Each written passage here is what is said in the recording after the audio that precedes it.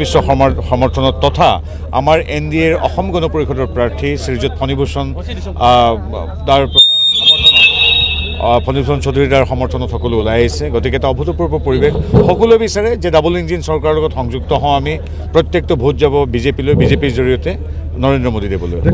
ইয়াত কংগ্ৰেছ আৰু CPM-ৰ যি দুগৰাকী সন্মানীয় প্ৰতিনিধিয়ে তেওঁলোকে প্ৰতিদ্বন্দ্বিতা কৰিছে, তেওঁলোকৰ আমি ক'তো এখন পতাকা দেখা নাই, ক'তো এটা সমাৱেশ দেখা নাই।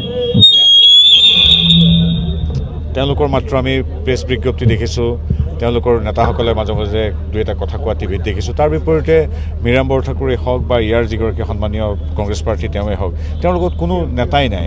সকলোবিলাক তেওঁলোকৰ কংগ্ৰেছৰ নেতা এতিয়া চৰত দেখা গৈছে। তেওঁলোকক এতিয়া কেৱল ধুবুৰী মানকাছাৰৰ চৰত দেখা গৈছে। কোনো ইয়াত না গৌৰৱ গগৈক দেখিছোঁ, না তেওঁলোকৰ ভূপেন বৰাক দেখিছোঁ। সকলো এতিয়া চৰত ব্যস্ত, তেওঁলোকৰ যাতে চৰৰ ভোটখিনি নাযায়। গতিকে আমি বিশেষ ক'বলগীয়া নাই। আমি প্ৰত্যেকৰ প্ৰতি সন্মান জনাই এই সুন্দৰ প্ৰতিদ্বন্দ্বিতাত আমি অংশগ্ৰহণ কৰিছোঁ। বিপুল ভোটত এগৰাকী বৰ্ষীয়ান ৰাজনীতিক শ্ৰীযুত ফণীভূষণ চৌধুৰীদেৱে জয়ী হৈ হ'ব আৰু সমগ্ৰ এই ঐতিহ্যমণ্ডিত বৰপেটা লোকসভা, য'ত আমাৰ বঙাইগাঁও আছে, আমাৰ নৰনাৰায়ণ চিলাৰায়ৰ পদৰঞ্জিত এই বিশেষ অঞ্চলটো, য'ত মহাপুৰুষ দুজনৰ কৃতি আছে, শতসহস্ৰ বীৰ বীৰাংগনাৰ কৃতি সম্বলিত আমাৰ এই বৰপেটা বঙাইগাঁও বৃহত্তৰ অঞ্চলটোৰ সকলো মানুহে এইবাৰ নৰেন্দ্ৰ মোদীক ভোট দিব আৰু সেই ভোট যাব আমাৰ হাতীৰ চিনত। আমি আচলতে কংগ্ৰেছ আজমলে কি কৰি আছে সেইটোলৈ ব্যস্ত নহয়। আমি ব্যস্ত আমাৰ মিত্ৰজোঁটৰ প্ৰাৰ্থী জাভেদ ইছলাম তাত, ইয়াত আমাৰ ফণীভূষণ চৌধুৰী, ঠিক সেইদৰে আমাৰ UPPL প্ৰাৰ্থী কোকৰাঝাৰ, তেওঁলোকক লৈ আমি ব্যস্ত। গুৱাহাটীত আমি বিজুলী কলিতা মেধিক লৈ ব্যস্ত। তেখেতসকলে কি কৰিছে আমাৰ ক'বলগীয়া নাই। আপোনালোকক পুনৰ কৈছোঁ, প্ৰিয়ংকা গান্ধীৰ পৰা আমাৰ কি কয় গৌৰৱ গগৈলৈকে সকলো মানুহ আজি ট্ৰেকত চৰত আছে, যাতে চৰৰ সংখ্যালঘু মিয়াৰ ভোট তেওঁলোকৰ পৰা এটাও হাৰি নাযায়।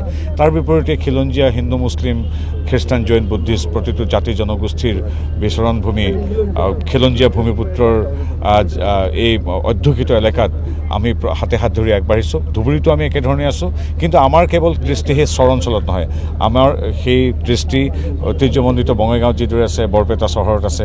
আমি যিদৰে সত্ৰত ওচৰলৈ গৈ সত্ৰত গৈ সেৱা কৰিছোঁ, ঠিক সেইদৰে আমি নৰনাৰায়ণ চিলাৰায় বা বডুফাৰ চৰণতো আমি সেৱা জনাইছোঁ। গতিকে আমাৰ লগত তেওঁলোকৰ সামান্য পাৰ্থক্য আছে। তেওঁলোকে তোষামোদৰ ৰাজনীতি কৰিছে, তেওঁলোকে হয়তো গৈ বিভিন্ন ধৰ্মৰ অংগী ভংগীৰে নাটক কৰিছে, তেওঁলোকে আজি চৰত তোষামোদৰ ৰাজনীতি কৰিছে। আমি বিকাশৰ ৰাজনীতি লৈ আমি ৰাইজৰ মাজত আছোঁ। গতিকে আমি ভাবোঁ যে যিদৰে আমি প্ৰথমৰ দ্বিতীয় পৰ্যায়ত 10খনৰ ভিতৰত 10খন আসন পাম, ঠিক সেইদৰে এই তৃতীয় পৰ্যায়তো 3খনটো নিশ্চিতই, চতুৰ্থখনতো আমি ইতিমধ্যে প্ৰতিদ্বন্দ্বিতা লৈ আহিছোঁ। অসমবাসী ৰাইজে আমাক আশীৰ্বাদ দিব, ডক্টৰ হিমন্ত বিশ্ব শৰ্মা, নৰেন্দ্ৰ মোদী দেৱক আশীৰ্বাদ দিব, সহায়ৰ হাত আগবঢ়াব আৰু আমি এই ডাবল ইঞ্জিনৰ চৰকাৰৰ সৈতে আমি সংযুক্ত হ'ম। NDAৰ বিজয় হ'ব, UPPL আৰু BJP AGPৰ বিজয় হ'ব। আমি সেই ইতিবাচক চিন্তাৰে আজি আহিছোঁ। চাওক, এই ভৰ দুপৰীয়াত নিজৰ কৰ্মব্যৱস্থা বাদ দিও আজি হাজাৰ হাজাৰ যুৱক ওলাই আহিছে।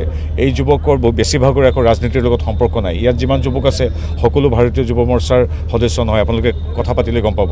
আজি যে ৰাজনীতিৰ সৈতে বা বিজেপিৰ সৈতে জড়িত নোহোৱা যুৱকো কিয় বাইক ৰেলীলৈ ওলাইছে, কাৰণ তেওঁলোকে ৰাজনীতিৰ লগত জড়িত নহয় যদিও জানে যে অসমৰ বাবে ডক্টৰ হিমন্ত বিশ্ব শৰ্মাদেৱক আৰু ৰাষ্ট্ৰীয় প্ৰেক্ষাপটত ৰাষ্ট্ৰসেৱক নৰেন্দ্ৰ মোদী দেৱক তথা BJP NDAক প্ৰয়োজন আছে। সেইকাৰণে আজি ৰাজনীতিৰ লগত জড়িত নথকা মানুহ ওলাইছে।